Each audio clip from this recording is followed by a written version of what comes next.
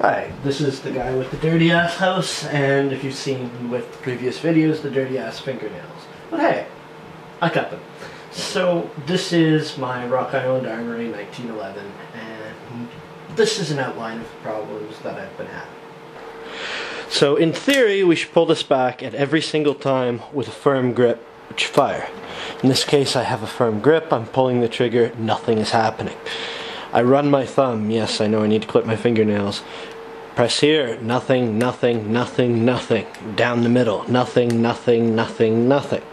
Along the bottom left, every time. Middle right, every time. Upper right, but yet, with strong grip, nothing. Nothing, absolutely nothing. But as you can see here, will not fire. Okay, so a little disclaimer here first. I'm not a qualified gunsmith. I'm not professional by any means. I've just been using what's available to me at the internet to do some research here. And my educated guess is the problem lies in something to point with. I should have brought a screwdriver, but I didn't, so I'll use my finger. Problem lies is that there is a little bit too much material right here.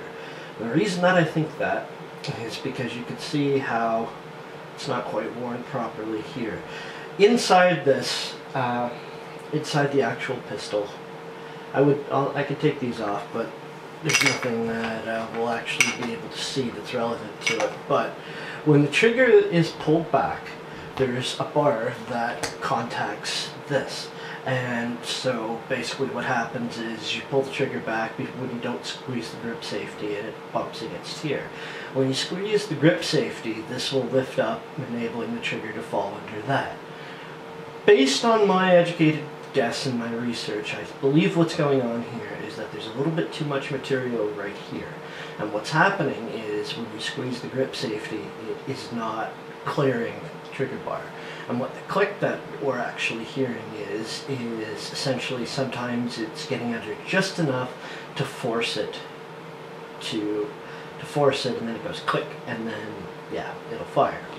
Like right now, for example, I've already made sure that this gun is safe, but that notwithstanding, cocking it gently, because you know, when it's like this without that, you could pull the hammer all the way down. But without the grip safety in, works beautifully. And I have to say this gun actually has a fairly nice trigger pull, as it is. So, I have with me this. And what I'm going to do is I'm going to remove a very small amount of material from this over trial and error and see what ends up happening. And yes, just to satisfy those curious south of the border, you are allowed to have handguns in Canada, but unfortunately the law states that the only place that we're allowed to use them is under our beds at night where no one else can witness with the police on notification and standby. So, that said, I'm going to begin my surgery here. If you attempt to do something similar, don't blame me. I'm not responsible if you screw up your pistol or anything like that. The reason that I'm willing to try this is because this is not going back for warranty. If I have to send it somewhere, I'm going to send it to a professional gunsmith and it's going to get a trigger job and a bunch of other things while that's being done.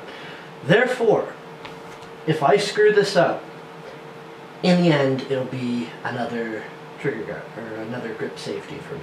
Which will be kind of a bitch to find because it's nickel plated, but hey. So, that said, onwards and upwards. One thing that I have read is a little bit goes a long way in regards to this, so it's probably going to take a lot of trial and error and probably a fair bit of boring stuff, but hopefully we'll get there. So I'm pretty sure that the offending material is right here, because you can see that's where the wear lines are. Now I'm going to be super delicate here because I want to keep the angle, and as I've read many times, It's very easy to remove too much material during something like this. I'm also told it's quite soft metal as well.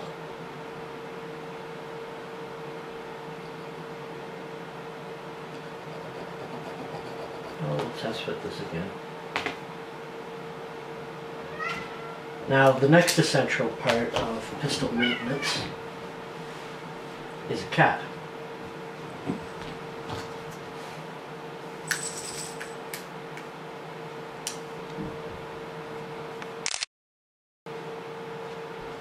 Okay, so slow and steady, careful filing later, just to show you that I'm on the right track.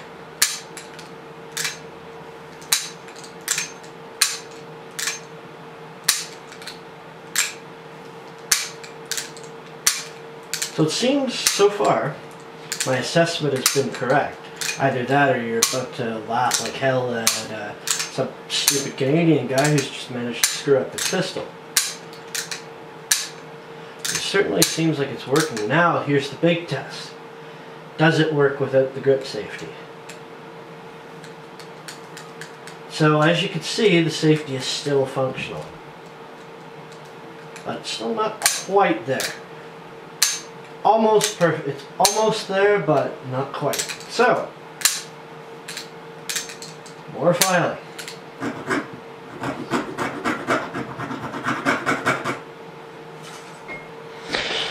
Alright, so here we go again.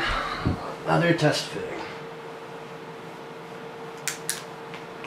Oh, shit. Gotta be careful with that.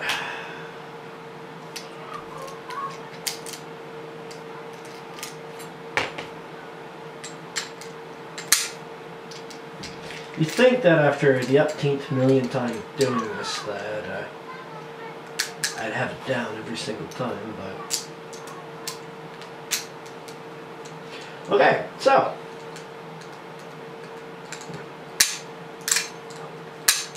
Getting there, but not quite. So I'm going to grip this quite hard.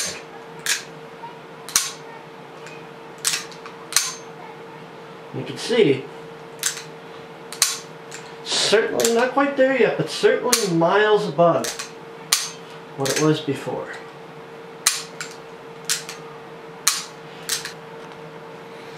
Okay, so now I don't think for a second I did the kind of quality job that a gunsmith would do, but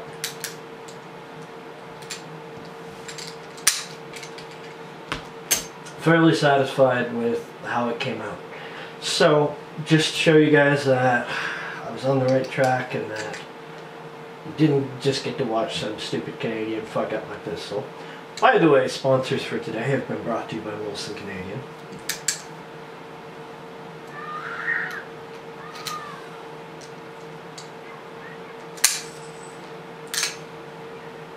And like I said, I have quite a firm grip on this now. Trigger pull is nice.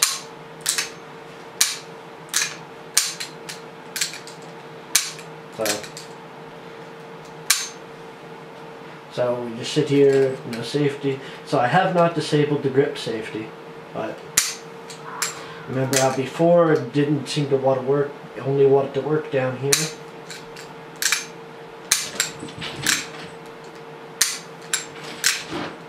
So I would say that this pistol is probably fixed. Now the disclaimer is I understand Rock Island Armory is not a Kimber, but on the same token I'm still quite pissed off because I should not have had to take my afternoon to do this. So, you know, good day everybody. I'd like to end this video with a couple of shout outs. One of them is to YouTube user Doc Trucktown. Thank you very much for helping me.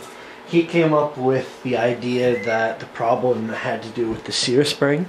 And I would say it was about 25% that, 25%, or yeah, Canadians aren't great at math. 25% sear spring problem, 75% the offending material I filed off.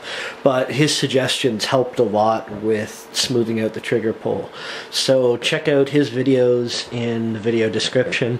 And also thank you to Frontier Firearms out of Prince Albert, Saskatchewan.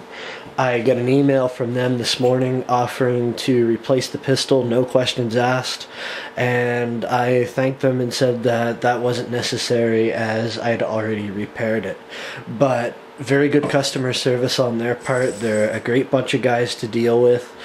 From the time that I purchased the pistol, even after a couple days due to Canada's bullcrap restricted firearms transfer policy, it was still in my hands within a few days, so very fast shipping time. Great bunch of people to deal with and great outfit. So thanks you guys, and thanks Doc Trumptown as well. Hopefully this video will help somebody fix any of the problems they've had.